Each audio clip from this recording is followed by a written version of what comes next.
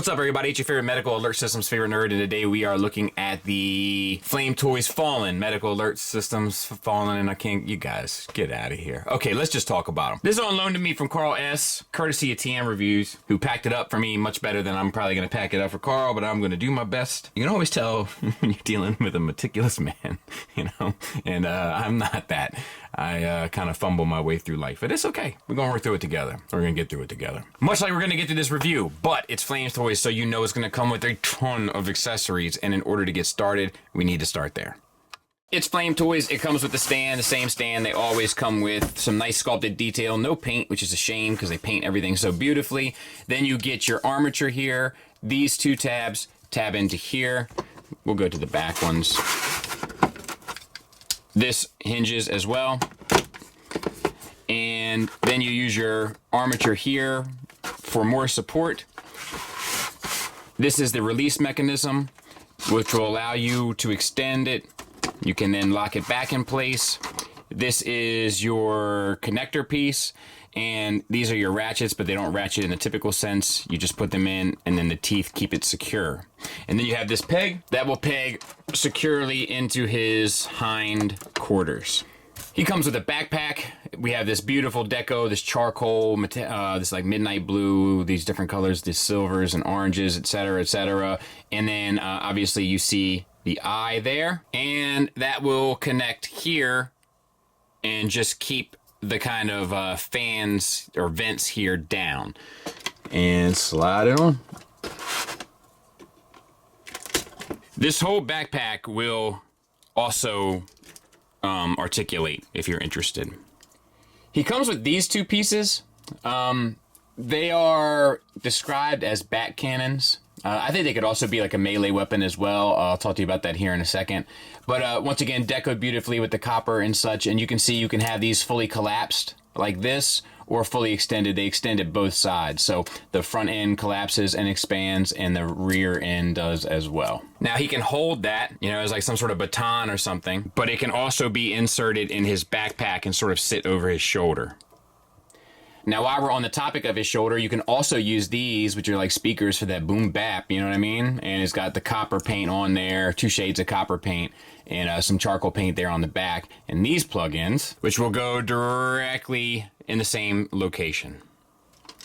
He comes with these arm shields. Well, they do a couple more things than what it seems right here, but they're decoed beautifully with the midnight blue and copper details. And then they all have these pegs that correspond with the forearm, and there's like a spring-loaded piece here, so as you put it on, you know, it'll actually sort itself out and sort of stay connected, which is pretty cool. Then you have his dual fusion cannons. Look at yourself. But we'll talk about each. So you have this one. Once again, we have this charcoal metallic paint that looks beautiful. We have the copper details, the silver details. We have a couple little bells and whistles, which we're going to show as we kind of use them. And this plug. We're going to go ahead and remove this plug for just a second while we look at the other one, which has a plug as well. We're going to remove that one also, and then talk about more of the details. Look at how beautiful that gold is there, and the copper and everything. Just absolutely, absolutely, absolutely fantastic. This handle expands, you know, and can be held, you know, any which way you feel appropriate. You can even, can you get it past that? No. So, and then this also can drop down. A couple different options here.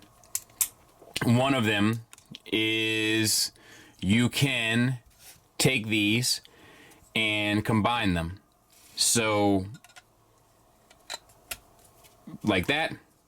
And then your 2 caps, you can put this one in first, and then this one over top, and now you have it all secured in this huge mega weapon with this handle. And then you can have him kind of holding it, and you can do this a number of different ways. I'll show you the handles here in a minute, but this, I kind of like using this like extra handle. Just makes it seem like it's more of a serious weapon, like to be taken seriously, but very cool either way. Each gun individually can be held with this notch into the palm on both sides as well. So if you want to break down the guns individually, they both have that option. Here is this one. Let me see if I can't same handle, right? Now there's one more thing that the guns can do. If you remember the arm shields, you can remove these pieces off of them and you'll find little flip out tabs. And then let's see, make sure I got the right gun here. Yeah, this one with the handle, there's 2 female ports there.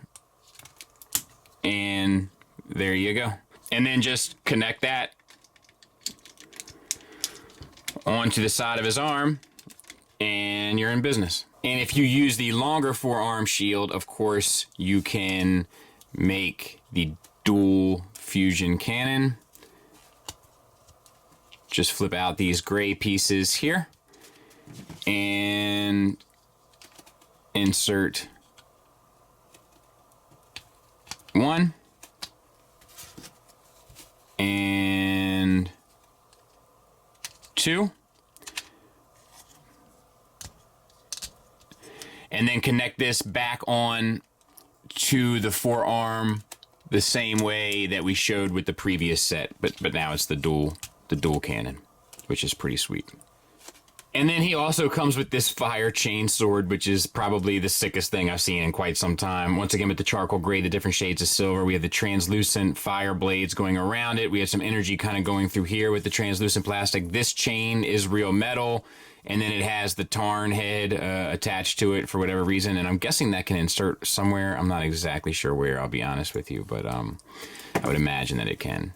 Pretty sick weapon. And he holds it once again with the palm in his wrist. I mean, the palm in his wrist. The slot in his wrist with the peg there, or the tab, and then just wrap his fingers around it. And then you've got a different color mask too, if you want to put that on the end of the chainsword. Nice to have options, I guess. He also comes with these light up effects, and well, they're not light up effects, they're like fire effects, I guess, but they help with the light up stuff. And they're kind of different levels of orange translucent. They go from a lighter to a darker, more fuller orange, and we'll go ahead and show how those connect right now. So you'll notice that he has a slot here and here, and there are flame effects with the corresponding kind of look, and just clip those on there on both sides. And then on the back of each shoulder, you'll see one with a kind of parallel and adjacent, or perpendicular rather, ones there, and just clip that one on. And then your little ones just go into these spots here on the backpack where the speakers and the other ones go. Gimmicks wise, the shoulders lift up, and then you can flip these pieces down to reveal more weapons. So that's one thing you can do. There's light up features. You just take this out, flip that on.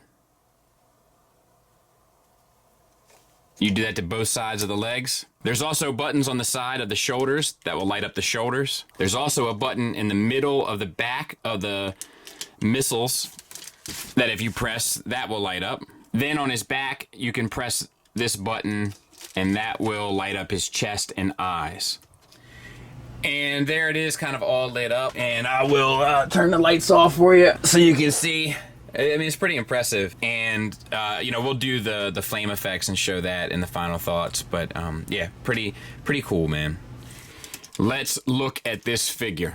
So, the head, and, you know, it's Flame Toys. It's going to be decoed to the nines, right? Let's get in close, shall we? The eyes are painted gold, it looks like.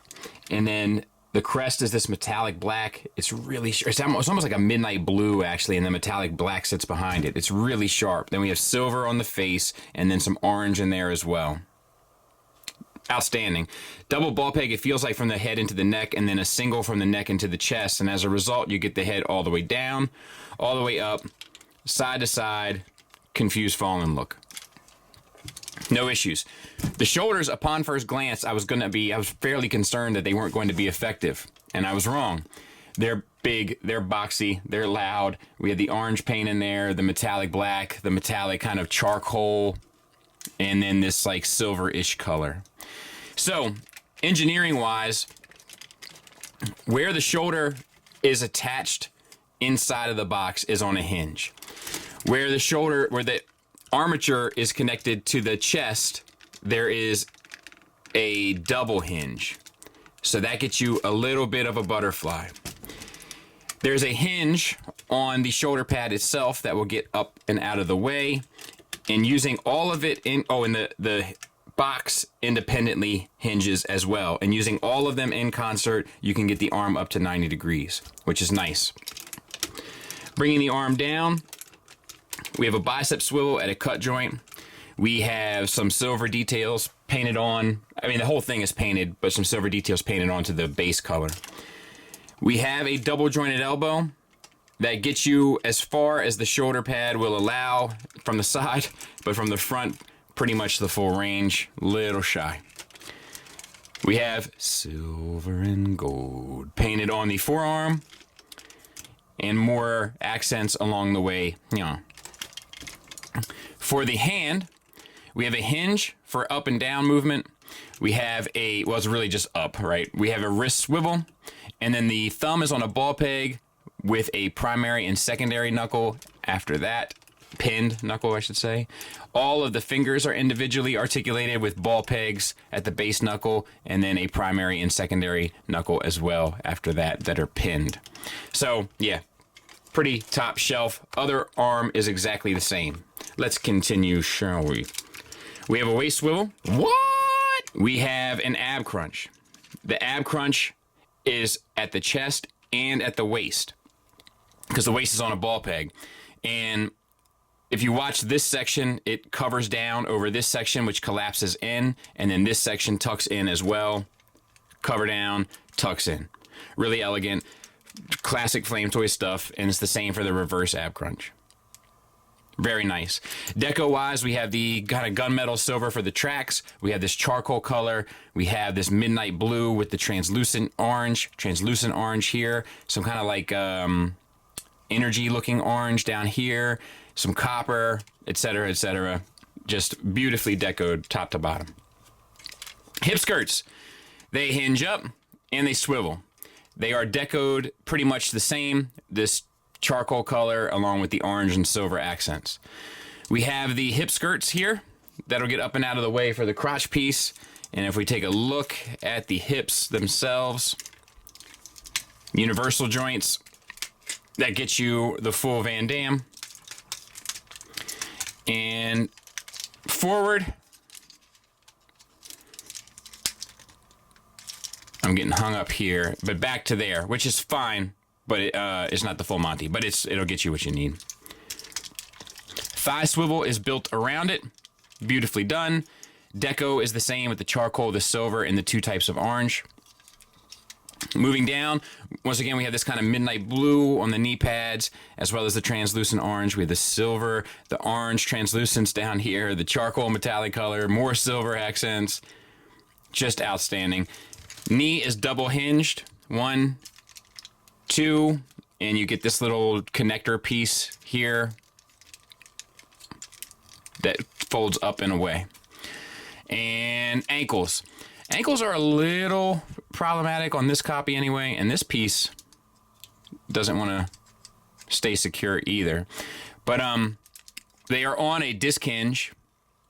They get ankle tilt up, ankle tilt down, and they get a toe tilt, and they get a rocker. And I know it's in there, but I can't move this one. Let's see if I can move this one. Yes, this one I can. Maybe that is. Yeah, that's it. It's just a very limited rocker. So yeah, that's the only real issue I have with this guy. And there he is from the back, obviously without all the accoutrement. Let's do some size comparisons. Size comparison wise, there he is next to MP Starscream 3.0. So a little bit taller, which I think is a decent size. Kind of fits in with the motif of Flame Toys. And you have to imagine that Starscream's standing straight, you know. You guys get it. Final thoughts wise, we'll start with the negatives. I really wish it had more of an ankle rocker. Or maybe it's there and the joint is just too tight for me to manipulate, because that's like the real big thing that keeps this guy back for me. And like I notice it in almost every pose I've put him in. I will say that I have also seen, just in general, it's halfway giving them a break for their ankle rocker, and it's halfway a criticism as well. I have seen them do joints more gracefully in the past. And I don't mean the actual engineering of the joint. What I mean is the tolerance of the joint, where like all of the joints just move so smoothly and elegantly. And this one, like, I'm like, ooh, this one's a little tight. This one's a little tight, you know? And that's something I've noticed a little bit more recently with them that I didn't notice in Drift and I didn't notice in Tarn. And it's a nitpick, but it's just something worth mentioning. And I think that might be all I got. And what else can you really nitpick about this guy? Well, let me show you with the lights off. I mean, come on, man. How cool is that? Oh, that's pretty sick. As for the positives, like I almost don't know where to begin. It's painted beautifully top to bottom. The articulation is fantastic with the exception of the ankle. The materials are top shelf, stellar. The accessories are plentiful. They're cool. They coincide right along with the gimmicks and create a very intimidating and powerful presence of a figure on a shelf. The sculpt work is fantastic. Like the real chains on the chainsword and all the fire effects it's crazy, man. Like it's really, really good. If you love the Fallen or you have any sort of attachment to that character, I do not. I highly recommend it. The other kind of beautiful thing about this figure is this is a retool of the Tarn, right? And I was a little turned off by that at first because I was like, man, this is a premium company with $400 pieces and up. Like they shouldn't be doing this sort of tactic to kind of like, we should get our own Fallen. If they want to do a Fallen, it should be its own thing. I was wrong. It really lends itself naturally to the Fallen. It doesn't feel at all like Tarn to me, except maybe the toes. It really feels like its own unique release. A lot of that is because of the shoulders, all the retooling and stuff, but it has its own identity. So congratulations more so to them for that, because that's not an easy feat. With that being said, hope that helped. Thanks for listening. Thanks for watching. Until next time, take care.